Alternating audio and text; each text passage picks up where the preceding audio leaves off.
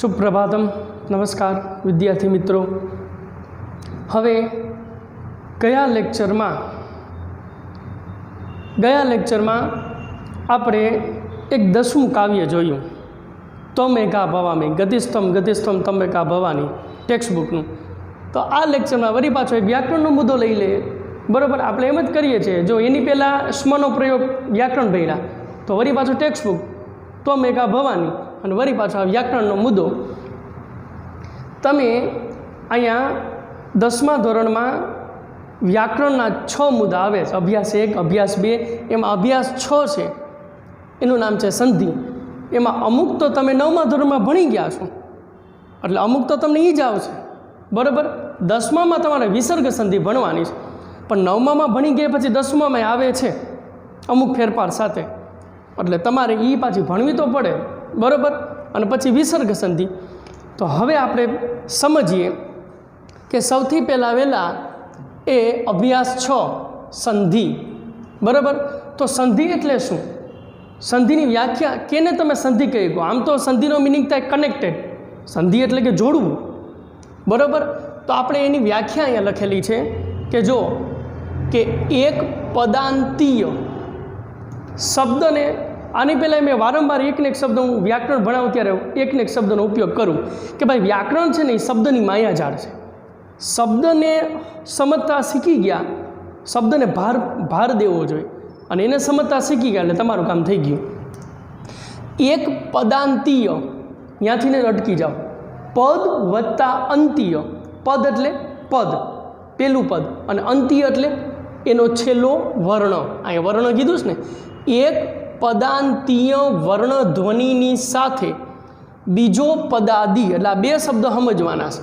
कया? एक पदांतीय, पदांतीय एटले पद एटले पद अने अंतीय एटले छेल्लो, एटले पेला पदनो छेल्लो वर्ण। एक पदांतीय वर्ण ध्वनि साथे बीजो पदादि, बीजो पदादि एटले के आ समझवानुं छे। पहला पदनो अंतिम अक्षर एनी साथे बीजो पदादि, बीजो एटले बीजो, पद एटले पद, अने आ छूटो पाड़ो आदि। आदि एटले के पहलो अक्षर, एटले बीजा पदनो पहलो अक्षर। अहींया अंती एटले छेल्लो, पहला पदनो छेल्लो अक्षर अने बीजा पदनो पहलो अक्षर। ई पास पासे आवी अने जे विकार उत्पन्न थाय, विकार एटले ध्वनि परिवर्तन। जे विकार उत्पन्न थाय अथवा तो जे ध्वनि परिवर्तन थाय तेने शुं कहेवाय? संधि। हवे एवी लांबी लांबी व्याख्या तमने न समझ में आवे तो एक टूंकी व्याख्या आपणे अहींया करीए कि आ पहेलुं पद छे अने आ बीजुं पद छे।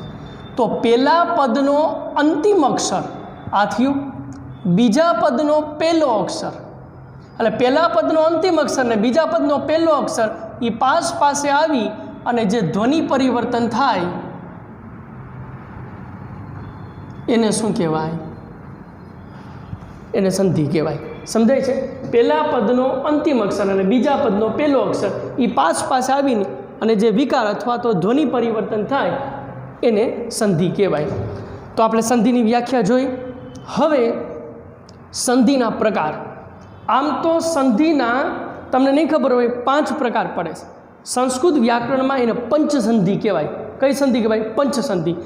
कोई पण ने संस्कृत लखता बोलता वाँचता कड़कड़ाट शीखवुं होय तो एने 5 संधि भणवी ज जोईए। पण ए पंचसंधिमांथी ने पण मुख्य 3 प्रकार, स्वर संधि, बीजू व्यंजन संधि अने तीजू विसर्ग संधि। तो एमां स्वर संधि छे ने संस्कृत में अच्छ संधि कहवाय। शुं कहवाय? अच्छ संधि। व्यंजन संधि है ने संस्कृत में हल संधि कहवाय अने विसर्ग संधि है ने संस्कृत में विसर्ग संधि ज कहवाय।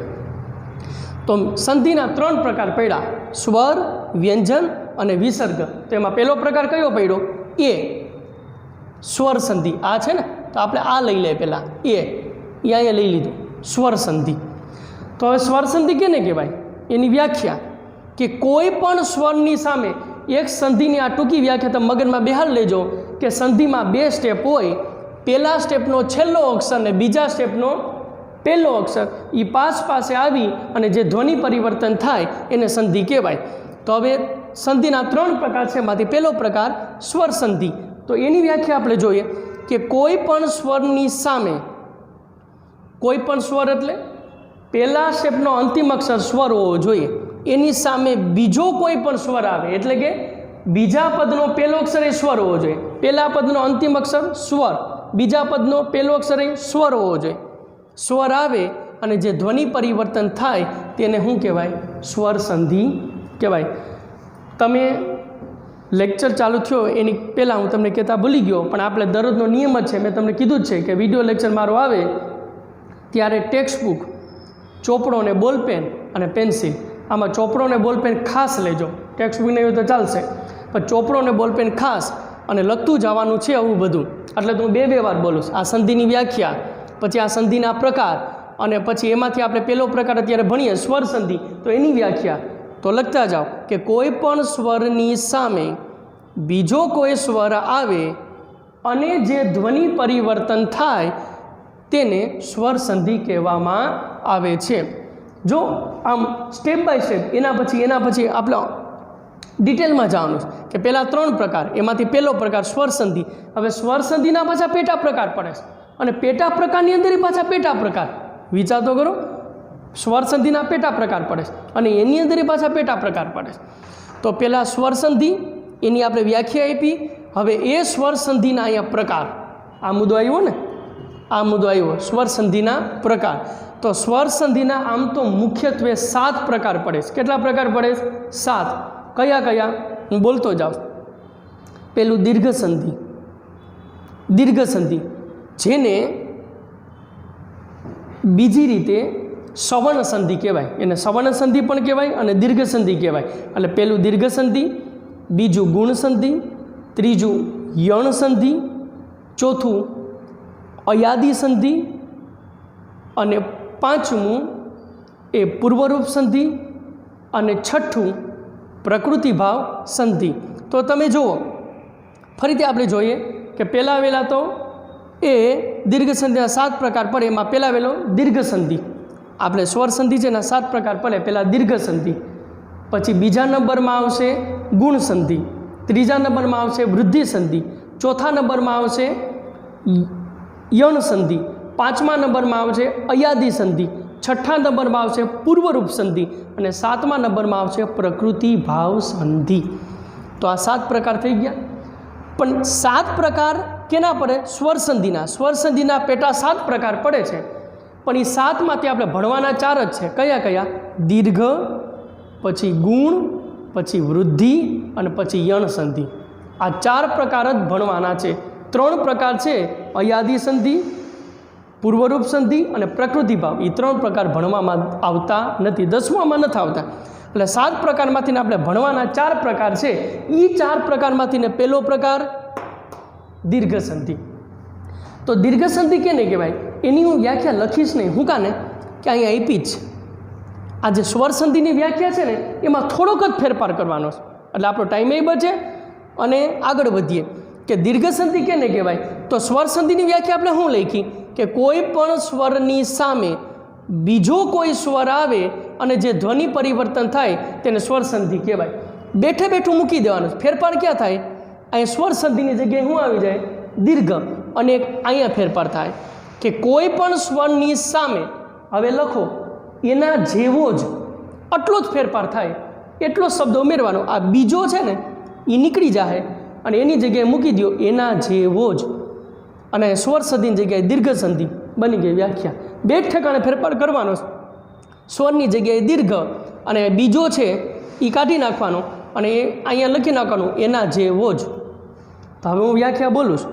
કોઈ પણ સ્વરની સામે એના જેવો જ બીજો કોઈ સ્વર આવે, કોઈ પણ લખતા જાજો, કોઈ પણ સ્વરની સામે એના જેવો જ બીજો કોઈ સ્વર આવે અને જે ધ્વનિ પરિવર્તન થાય એને દીર્ઘ સંધિ કહેવાય. બીજી રીતે બોલી શકાય કે કોઈ પણ સ્વરની સામે એના જેવો જ બીજો કોઈ સ્વર આવે તો એ બંનેના સ્થાને એનો દીર્ઘ મુકાય. આ બીજી વ્યાખ્યા થઈ કે કોઈ પણ સ્વરની સામે એ જ સ્વર આવે કે એના જેવો જ બીજો કોઈ સ્વર આવે તો એ બંનેના સ્થાને શું મુકાય? એનો દીર્ઘ મુકાય. એટલે તો નામ પડ્યું દીર્ઘ સંધિ. એટલે રસ્વ ન મુકાય, દીર્ઘ મુકાય. હવે આપણે दीर्घ संधि है एनी अंदर ए पाछा पेटा प्रकार है। विचार करो, मेन 3 प्रकार, ये 3 प्रकार में पहलो प्रकार स्वर संधि, एना पाछा 7 प्रकार, ये 7 प्रकार में पहलो प्रकार दीर्घ संधि और एनी अंदर ए पाछा प्रकार है। बराबर। तो हवे दीर्घ संधि ने आपणे उदाहरण जोईए। एमां एक हूँ उदाहरण आपू, नियम, बाकी नियम तमने ऑटोमेटिक आवड़ी जाए। नियम नंबर 1, अ ओब्लिक आ प्लस अ ओब्लिक आ इज इक्वल टू आ। द रूल्स नंबर 1, अ ओब्लिक आ प्लस अ ओब्लिक आ इज इक्वल टू आ। એટલે મેં તમને કીધું હતું કે સંધિ 2 સ્ટેપ દ્વારા થાય, એ તો છેક સુધી મગજમાં યાદ રાખજો। પહેલા સ્ટેપનો અંતિમ અક્ષર, બીજા સ્ટેપનો પહેલો અક્ષર, એ પાસે આવી અને જે ધ્વનિ પરિવર્તન થાય એને સંધિ કહેવાય। તો અહીંયા પહેલા અ કે આ છે એનો મિનિંગ કે આ પહેલું સ્ટેપ, બીજી વાર અ કે આ છે એનો મિનિંગ આ બીજું સ્ટેપ, અને આ એનો જવાબ થયો। પહેલા સ્ટેપનો અંતિમ અક્ષર અ કે આ હોવો જોઈએ, બીજા સ્ટેપનો અંતિમ અક્ષર અ કે આ હોવો જોઈએ। તો એ બંનેની જગ્યાએ એટલે પહેલા સ્ટેપનો અંતિમ અક્ષર ને બીજા સ્ટેપનો પહેલો અક્ષર, એ બંનેની જગ્યાએ આ આવે। તો હવે આપણે એક ઉદાહરણ જોઈએ। આ ઉદાહરણ હિમ વત્તા આલે। હવે એટલું ધ્યાન રાખજો, એક આ નિયમ ખાસ યાદ રાખજો।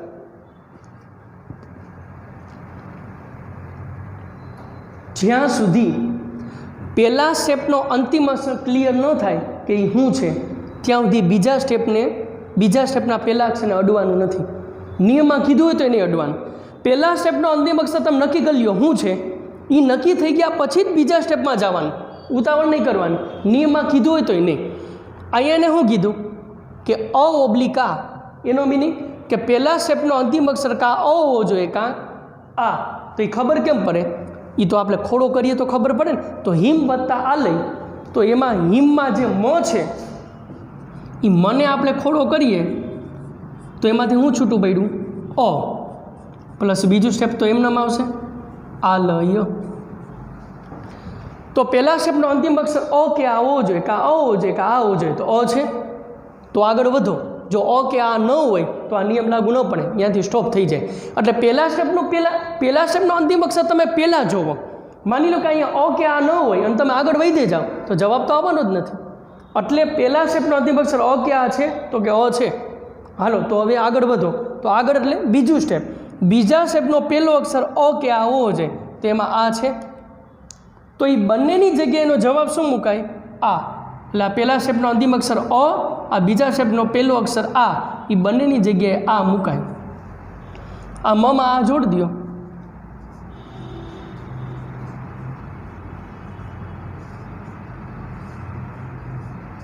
હિમાલય થઈ ગયું। લ્યો આ દીર્ઘ સંધિ, આ નિયમ નંબર 1 બરાબર। અને આમ જુઓ તો આપણે દીર્ઘ સંધિની બીજી વ્યાખ્યા બોલ્યા હતા કે કોઈ પણ સ્વરની સામે એના જેવો બીજો કોઈ સ્વર આવે તો એ બંનેની જગ્યાએનો દીર્ઘ મુકાય। તો દીર્ઘ થયું કે નહીં, આ અ છે એ રસ્વ છે અને આ છે એ દીર્ઘ છે, તો જવાબ શું આવ્યો આ। તો આ છે એ દીર્ઘ છે એટલે બંનેની જગ્યાએનો દીર્ઘ મુકાય, આ હિમાલય। હજી આપણે એક ઉદાહરણ જોઈએ। દાખલા તરીકે આ નિયમ નંબર 1 થયો। હવે અહીંયા આવશે નિયમ નંબર 2। શું આવશે, ઈ ઓબ્લિક દીર્ઘ ઈ પ્લસ ઈ ઓબ્લિક દીર્ઘ ઈ ઇઝ ઇક્વલ ટુ દીર્ઘ ઈ। દીર્ઘ જ મૂકી દેવાનો, ઈ આ રસ્વ ઈ અથવા દીર્ઘ ઈ વત્તા રસ્વ ઈ અથવા દીર્ઘ ઈ થાય હું દીર્ઘ જ થાય, રસ્વ ન થાય। તો એનું આપણે ઉદાહરણ આપીએ, દેવી વત્તા ઈશ્વરી। હવે પહેલા સ્ટેપનો અંતિમ અક્ષર ઈ કે દીર્ઘ ઈ હોવો જોઈએ, તેને લઈ આવવા માટે શું કરશું, આપણે વને ખોડો કરશું। દેવી છે ને એમાં દેવ, એમાં વને ખોડો કરો તો એમાંથી શું છૂટું પડ્યું દીર્ઘ ઈ પ્લસ ઈશ્વરી। તો પહેલા સ્ટેપનો અંતિમ અક્ષર દીર્ઘ ઈ અથવા દીર્ઘ ઈ હોવો જોઈએ, તો દીર્ઘ ઈ છે તો કે હા। બીજા સ્ટેપનો પહેલો અક્ષર ઈ અથવા દીર્ઘઈ હોવો જોઈએ, રસ્વઈ અથવા દીર્ઘઈ હોવો જોઈએ, તો ઈ દીર્ઘઈ છે, તો એ બંનેની જગ્યાએ શું મુકાય? આ વમાં જોડી દો.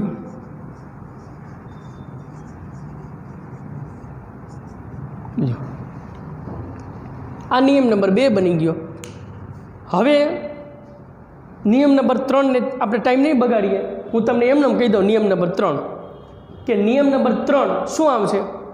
ઉ, ઈની જગ્યાએ ઉ ઓબ્લિક રસ્વ ઉ ઓબ્લિક દીર્ઘ ઉ વત્તા રસ્વ ઉ ઓબ્લિક દીર્ઘ ઉ ઇઝ ઇક્વલ ટુ દીર્ઘ ઉ.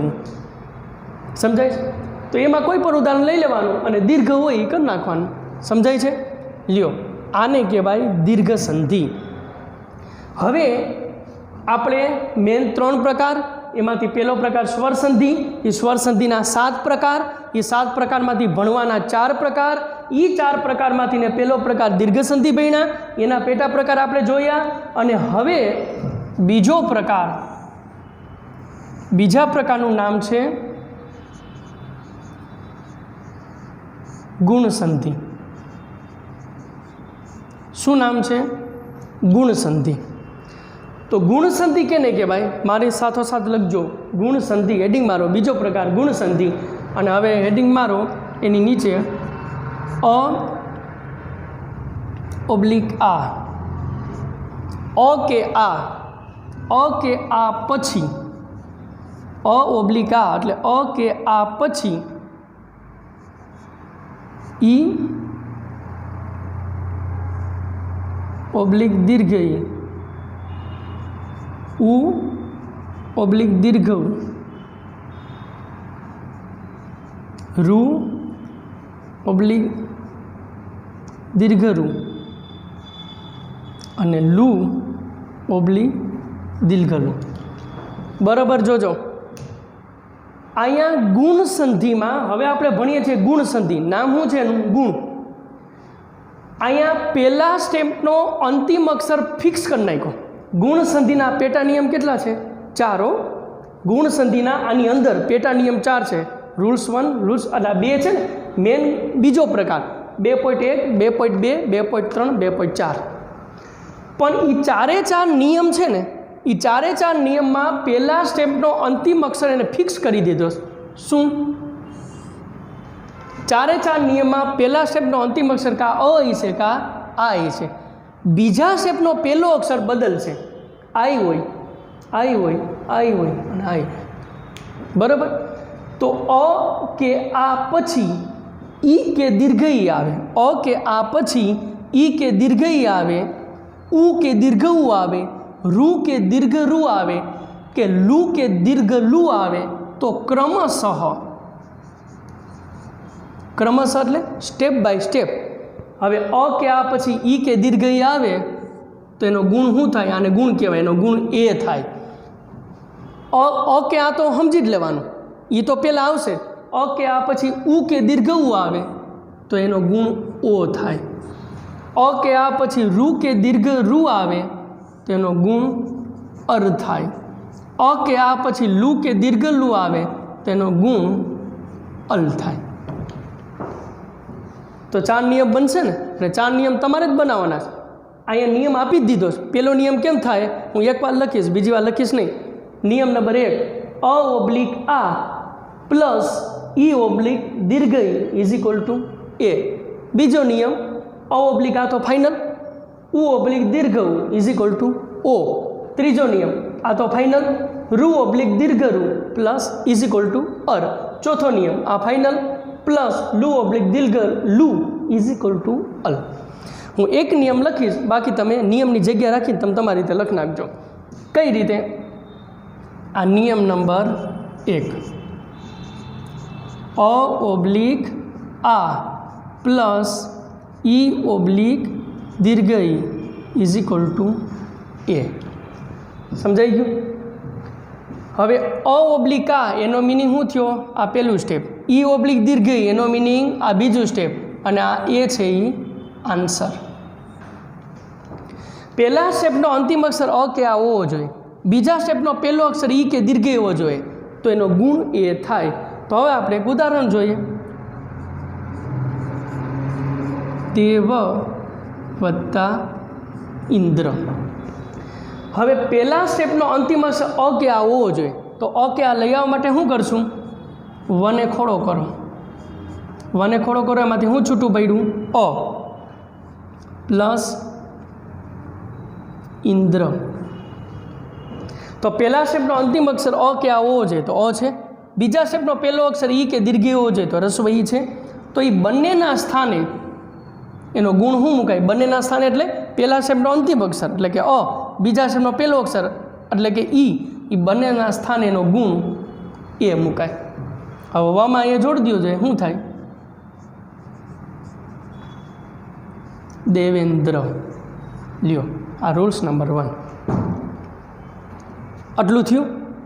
हवे आपणे नियम नंबर 2, नियम नंबर 2 तमे ज बोलो, अहीं लखेलो ज छे। नियम नंबर 2 में अ ओब्लिक आ प्लस उ ओब्लिक दीर्घ उ इज इक्वल टू ओ। बराबर। तो हवे आपणे नियम नंबर 2 जोईए। नियम नंबर 2 अ ओब्लिक आ प्लस उ ओब्लिक दीर्घ उ इज इक्वल टू ओ। बराबर। हवे एनुं उदाहरण जोईए।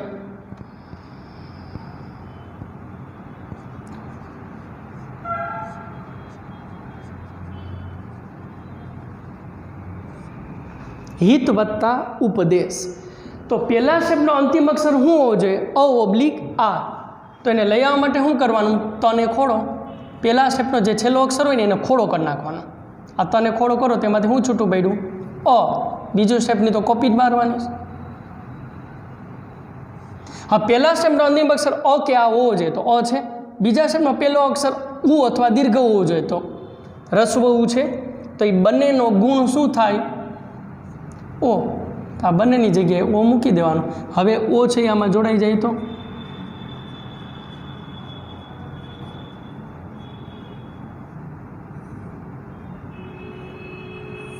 हितोपदेश। समझाय छे? आ बीजो नियम नंबर 2 थयो। हवे नियम नंबर 3 तमे ज बोली जाशो। अ ओब्लिक आ तो फाइनल छे। अ ओब्लिक आ प्लस रु ओब्लिक दीर्घ रु इज इक्वल टू अर।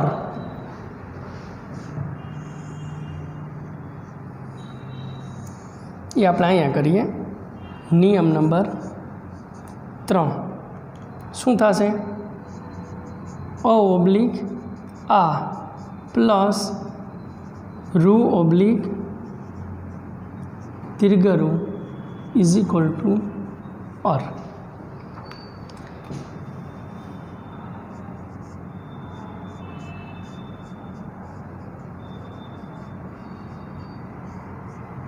महावत्ता ऋषि। तो पहला स्टेपनो अंतिम अक्षर अ के आ होवो जोईए। तेने लई आववा माटे आपणे शुं करशुं? अने खोड़ो करो अने एमांथी आ छूटो पड्यो प्लस बीजो स्टेप तो कॉपी ज लागशे।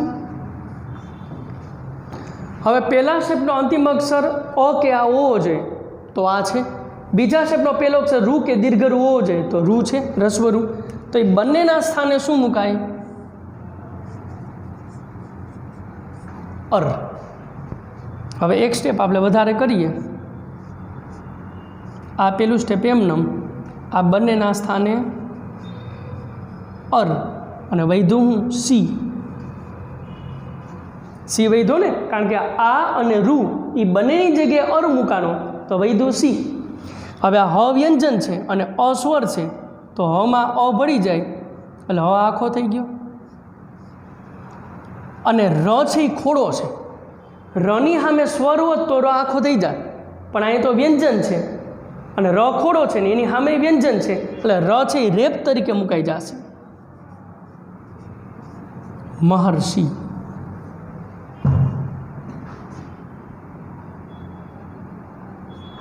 આમ મુકાશે। महर्षि। महा वत्ता ऋषि एटले महर्षि। हवे चौथो नियम अ ओब्लिक आ प्लस लू ओब्लिक दीर्घ लू इज इक्वल टू अल। ગુણસંધિના મેન બીજો નિયમ ગુણસંધિ એના પેટા પ્રકાર કેટલા 4 એમાં 3 ભણ્યા અને ચોથો નિયમ અ ઓબ્લિક આ પ્લસ લુ ઓબ્લિક દીર્ઘલુ ઇઝ ઇક્વલ ટુ અલ એ આપણે ભણવામાં નથી આવતો કારણ કે અપવાદ છે અને 10મામાં તમારે અપવાદ ભણવામાં આવતા નથી ન થાય એમ નથી કહેતો પણ આવતું નથી ભણવામાં એટલે આપણે ભણશું નહીં એટલે ગુણસંધિના નિયમ છે 4 પણ ભણવાના 3 કારણ કે અપવાદ ભણવામાં આવતા નથી તો અહીંથી ગુણસંધિ પૂરી તો હવે આપણે ત્રીજી સંધિ ચાલુ કરીએ વૃદ્ધિ સંધિ તમને એ તો ખબર છે ને કે મેન 3 પ્રકાર સ્વર સંધિ વ્યંજન વિસર્ગ એમાં હજી આપણે એક પ્રકાર જ આલે છે પેલો સ્વર સંધિ એ સ્વર સંધિના પેટા પ્રકાર 7 એમાંથી ભણવાના કેટલા 4 એ 4 ભણવાના છે એમાંથી પહેલો પ્રકાર આપણે ભણ્યા દીર્ઘ સંધિ બીજો પ્રકાર ભણ્યા ગુણ સંધિ હવે ત્રીજો પ્રકાર ભણવાનો છે કયો જેનું નામ છે વૃદ્ધિ સંધિ આ મેન ત્રીજો પ્રકાર હેડિંગ મારજો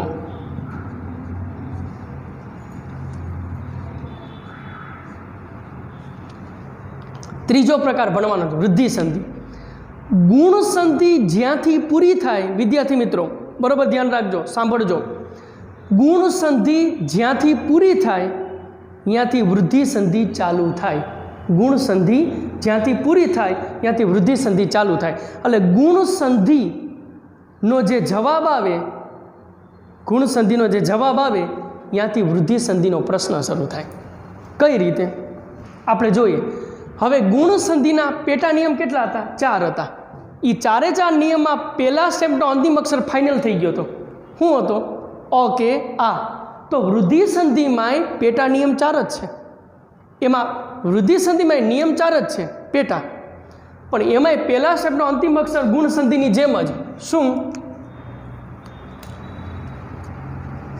અ ઓબ્લિક આ એ 4 નિયમમાં પહેલા શબ્દનો અંતિમ અક્ષર આ જ આવશે એમાં ફેરફાર નહીં થાય બીજા શબ્દનો પહેલો અક્ષર એ બદલતો રહે અને જવાબ એ બદલતો રહે તો હવે વૃદ્ધિ સંધિમાં પેટા નિયમ 4 છે અને 4 નિયમમાં પહેલા શબ્દનો અંતિમ અક્ષર ફિક્સ થઈ ગયો ઓકે આ હવે બીજા શબ્દનો પહેલો અક્ષર ગોતવાનો હવે ગુણ સંધિ લઈ લ્યો ગુણ સંધિનો આપણે ગુણ સંધિનો નિયમ નંબર 1 હતો એમાં જવાબ હું મેળવ્યો નિયમ નંબર 1 શું હતો ઓકે આ એની આમે ઈ કે દીર્ઘ ઈ આવે તો શું થાય એ તો આ ગુણ સંધિના નિયમ નંબર 1નો જવાબ શું આવ્યો એ ત્યાંથી વૃદ્ધિ સંધિ ચાલુ થાય અહીંયા એ મૂકી દો એ ઓબ્લિક અઈ પછી ગુણ સંધિ છે એનો બીજો નિયમ એનો જવાબ શું આવ્યો ઉ ઓબ્લિક દીર્ઘ ઉ તો જવાબ ઓ એ અહીંયા મૂકી દો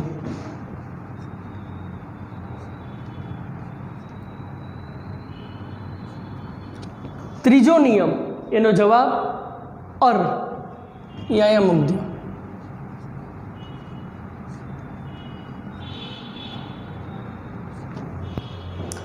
ચોથો નિયમ એનો જવાબ અલ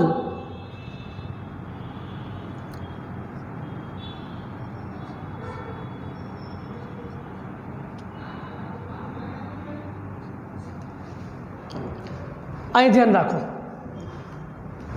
પહેલો વૃદ્ધિ સંધિના પેટા નિયમ 4 છે એમાં પહેલા 4 નિયમમાં પહેલા શબ્દનો અંતિમ અક્ષર અ કે આ ફાઇનલ થઈ ગયો હવે અ કે આ પછી જો એ આવે કે અઈ આવે તો એની વૃદ્ધિ શું થાય બીજો અક્ષર લેતો જાઓ બીજો અક્ષર એની વૃદ્ધિ અઈ ઓ કે ઔ આવે તો એની વૃદ્ધિ ઔ અર કે આર આવે તો એની વૃદ્ધિ આર અલ કે આલ આવે તો એની વૃદ્ધિ આલ સમજાઈ ગયું તો હવે નિયમ નંબર 1 આપણે જોઈએ આ નિયમ નંબર 1 હું લખી દઉં છું એક શું થાય અ ઓબ્લિક આ પ્લસ એ ઓબ્લિક અઈ ઇઝ ઇક્વલ ટુ અઈ અ ઓબ્લિક આ પ્લસ એ ઓબ્લિક અઈ ઇઝ ઇક્વલ ટુ અઈ હવે આપણે એક ઉદાહરણ જોઈએ દાખલા તરીકે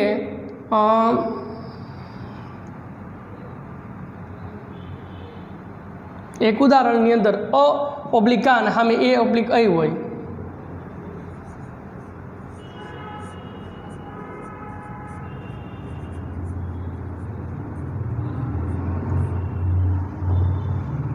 देव वत्ता ऐश्वर्यम। तो पहला तो आपणे पहला शब्द अंतिम अक्षर जोवानुं नियम मुजब। तो देव एमां अ लई आववा माटे शुं करवानुं? वने खोड़ो प्लस अ। बीजो शब्द तो कॉपी लागशे।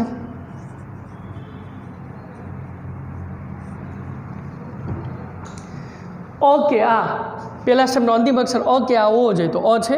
बीजा शब्द पहलो अक्षर ए के ऐ ओ जोईए तो ऐ छे। तो ये बंनेना स्थाने वृद्धि शुं थई? ऐ। ये आमां जोड़ी दो। याद राखजो आ ए होय ने संस्कृत में एटले गुजराती में एक मात्रा अने आ ए होय आ माथे एक मात्रा तो गुजराती में माथे बे। तो अहीं तो ऐ थई जायश ने एटले बे मात्रा आवशे।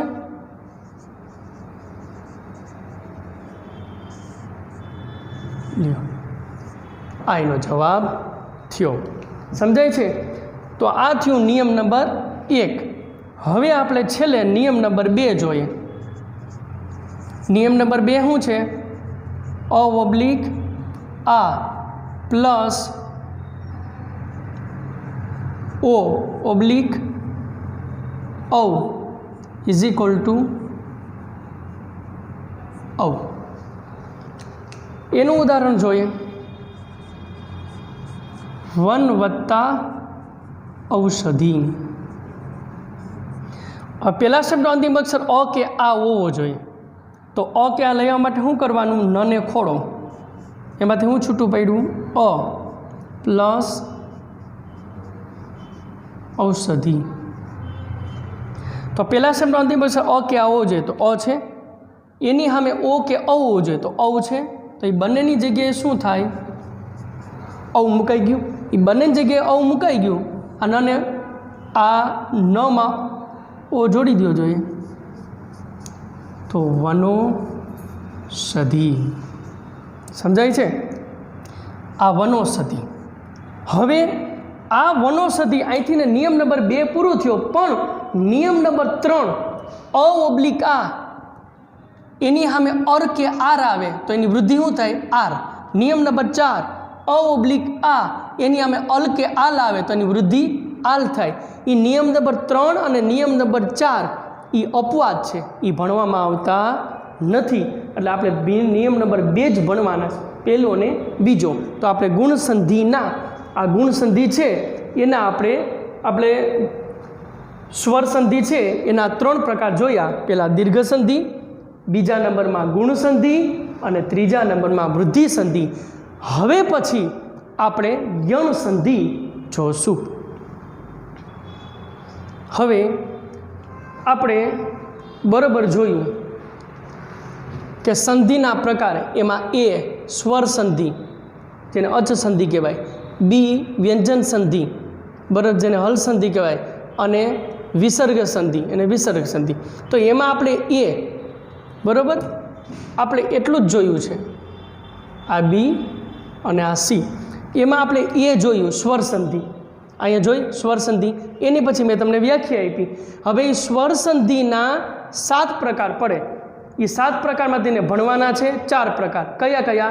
દીર્ઘ સંધિ આપણે ભણી ગયા, પછી ગુણ સંધિ એ આપણે ભણી ગયા, ત્રીજું વૃદ્ધિ સંધિ એ આપણે ભણી ગયા, અને હવે ચોથો પ્રકાર યણ સંધિ बराबर ये आपणे भणवानो छे। जो दरेकना 4 नियम छे। जो दीर्घ संधि में 4 नियम हता, गुण संधि में 4 नियम हता, वृद्धि संधि में 4 नियम हता, यण संधि में पेटा 4 नियम छे।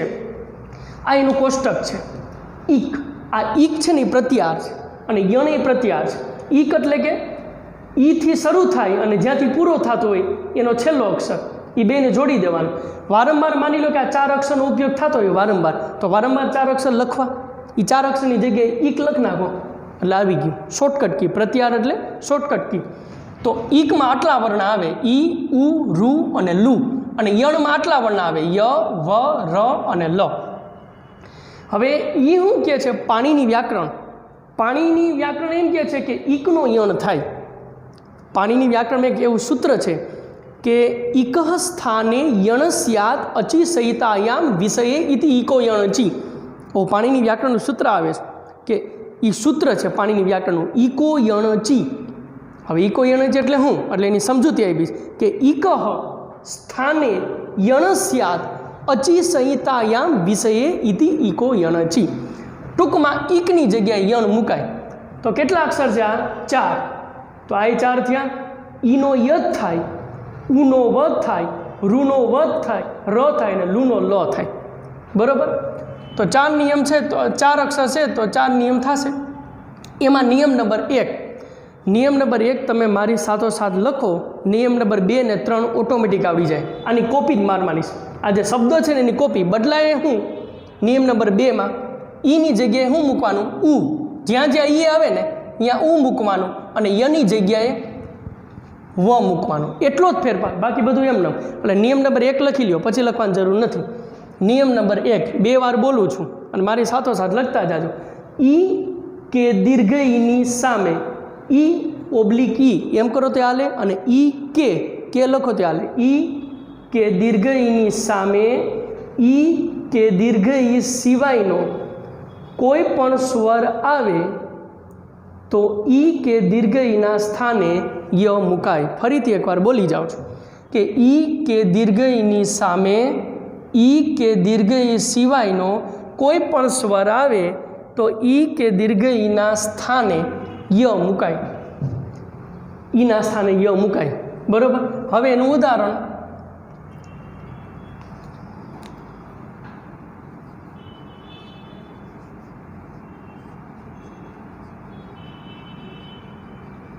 શુદ્ધિ વત્તા ઉપાસ્ય. આપણે મેં તમને કીધું હતું જ્યાં સુધી પહેલા સ્ટેપનો અંતિમ અક્ષર ક્લિયર ન થાય ત્યાં સુધી બીજા સ્ટેપના પહેલા અક્ષરને અડવાનું નથી. આપણે નિયમને તોડીએ. આખો નિયમ નહીં બોલવાનો તો યાદ નહીં રહે. એના કટકા કરતા જાઓ અને આમાં ઉપયોગ કરતા જાઓ એટલે ઉદાહરણ પૂરું થઈ જાય, નિયમ પૂરો થઈ જાય અને યાદ રહી જાય. ઓલું પેસર યાદ રાખવા બેસો ને તો નહીં આવડે. ઈ કે દીર્ઘઈની સામે. હવે સામે એટલે તો બીજું સ્ટેપ થયું ને, તો પાછા વળી જાઓ. બીજા સ્ટેપને પછી અડવાનું. પહેલા સ્ટેપનો અંતિમ અક્ષર ક્લિયર ન થાય ત્યાં સુધી બીજા સ્ટેપને અડવાનું નથી. ઈ કે દીર્ઘઈની આ સામે છે ને એ આપણે નથી બોલવું. ઈ કે દીર્ઘઈ એટલું જ બોલીએ. ઈ કે દીર્ઘઈ એટલું બોલીને અટકી ગયા. ઈ કે દીર્ઘઈ બોલીને આપણે અટકી જાય એનો મિનિંગ શું કરવાનો કે પહેલા સ્ટેપનો અંતિમ અક્ષર ફરજિયાત ઈ કે દીર્ઘઈ હોવો જોઈએ. જો ન હોય તો આગળ બોલવાનો શું ફાયદો છે? અને થાય નહીં, જવાબ તો ન થવાનો. ઈ કે દીર્ઘઈ એટલું બોલીને અટકી ગયા એટલે પહેલા સ્ટેપનો અંતિમ અક્ષર ઈ કે દીર્ઘઈ હોવો જોઈએ. એને લઈ આવવા માટે શું કર્યું? ધને ખોડો પ્લસ દીર્ઘઈ પ્લસ ઉપાસ્ય. હવે ઈ કે દીર્ઘઈ તો પહેલા સ્ટેપનો અંતિમ અક્ષર ઈ કે દીર્ઘઈ છે તો કે હા, ધને ખોડો કર્યો એટલે એમાં દીર્ઘઈ છૂટો પડ્યું. તો હવે આગળ વધો. એની સામે. સામે એટલે કેટલામ સ્ટેપ થયું? બીજું. તો બીજું એટલે આ આવે ને. એની સામે ઈ કે દીર્ઘઈ સિવાયનો એટલે પહેલા સ્ટેપનો અંતિમ અક્ષર ફરજિયાત ઈ કે દીર્ઘઈ હોવો જોઈએ અને બીજા સ્ટેપનો પહેલો અક્ષર ઈ કે દીર્ઘઈ સિવાયનો એટલે ઈ કે દીર્ઘઈ ન હોવો જોઈએ, એ સિવાયનો કોઈ પણ સ્વર હોવો જોઈએ. તો બીજા સ્ટેપનો પહેલો અક્ષર ઈ કે દીર્ઘઈ છે? નથી. કોઈ પણ સ્વર છે? તો કે હા. હવે હું તમને ટૂંકમાં કહી દઉં, આપણે જેટલું બોલ્યા ને એટલું.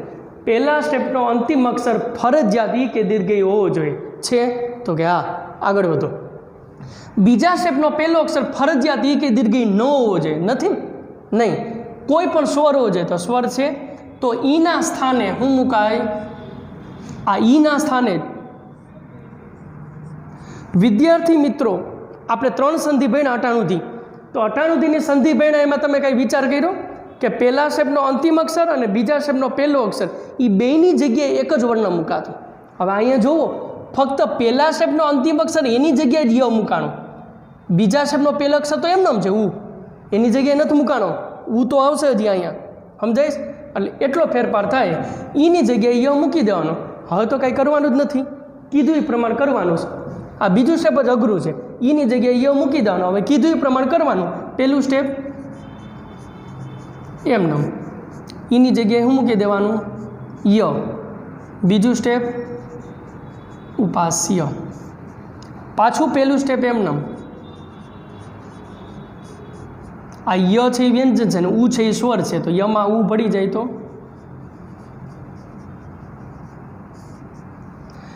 ધની સામે સ્વર હોય તો ધ આખો થાય, પણ આ તો વ્યંજન છે એટલે ધ અડધો.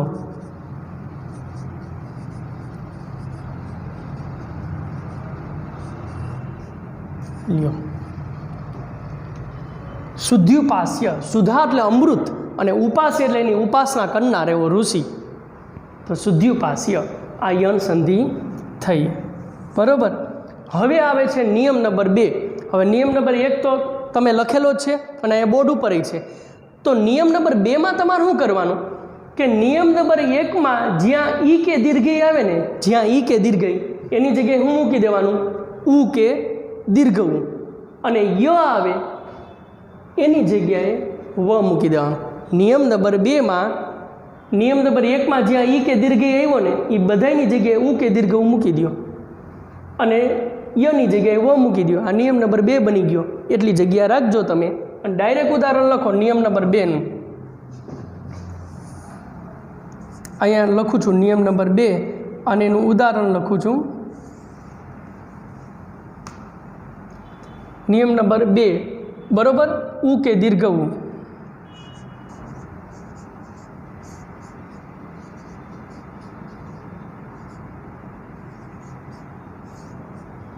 ગુરુ વત્તા આદેશો. તો અહીંયા ઈની જગ્યાએ ઉ મૂકી દો. ઉ કે દીર્ઘ ઉ. તો પહેલા શબ્દનો અંતિમ અક્ષર શું હોવો જોઈએ? ઉ. રને ખોડો કરો, એમાંથી ઉ છૂટો પડ્યો.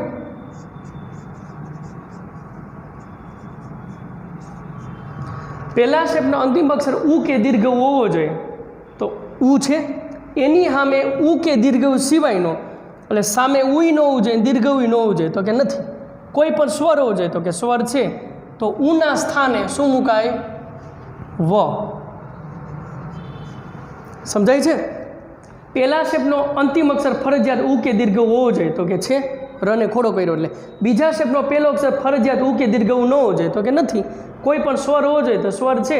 તો ઉના સ્થાને આ ઉની જગ્યાએ વ મુકાય, તો અહીંયા વ મૂકી દીધો. હવે તો કીધું એ પ્રમાણે જ કરવાનું છે.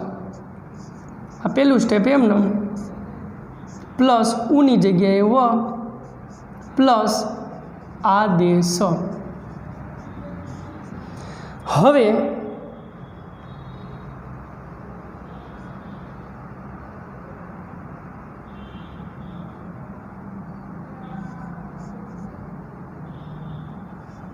આ ર એમનમ, આ વ છે એ વ્યંજન છે અને આ છે એ સ્વર છે.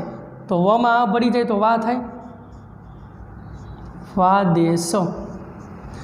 હવે રની સામે સ્વર હોય તો ર આખો થાય, પણ આ તો વ્યંજન છે. રની સામે સ્વર હોય તો ર આખો થાય, પણ વ તો વ્યંજન છે, એટલે ર છે એ રેપ તરીકે મુકાઈ જશે.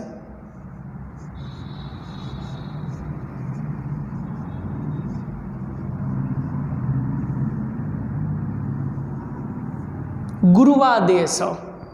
સમજાય છે? આવી રીતે થશે ગુરુવાદેશ. સમજાઈ ગયું? હવે આવે છે નિયમ નંબર 3. એ આપણે અહીંયા લખીએ. તો અહીંયા શું કરવાનું?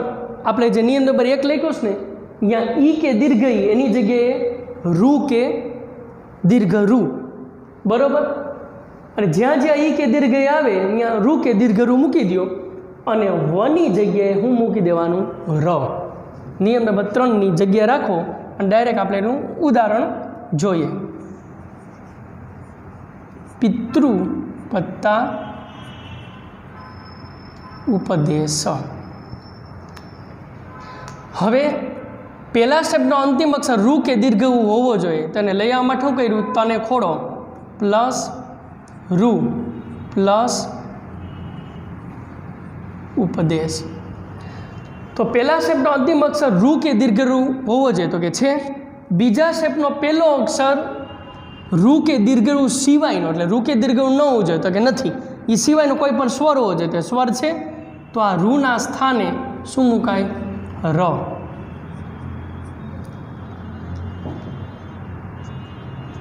પહેલું સ્ટેપ એમનામ પ્લસ રૂના સ્થાને ર પ્લસ ઉપદેશ. હવે અહીંયા થોડુંક ચેન્જ કરવાનું છે. આપણે આ બે ઉદાહરણ જોયા, પહેલું ને બીજું. એમાં જુઓ, આ ઈની જગ્યાએ ય મૂક્યો, પછી આ ય ને ઉ બે જોડાઈ ગયા, પછી આ જોડ્યું પહેલું સ્ટેપ.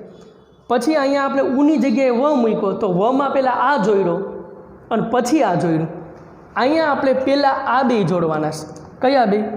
આ ત ને ર. આ ત ને ર બે ભેગા થાય તો શું થાય? ત વ્યંજન અને ર વ્યંજન એ બે ભેગા થાય તો ત્ર ખોડો પ્લસ ઉપદેશ. હવે આ ત્રમાં હું ભેળવી દો.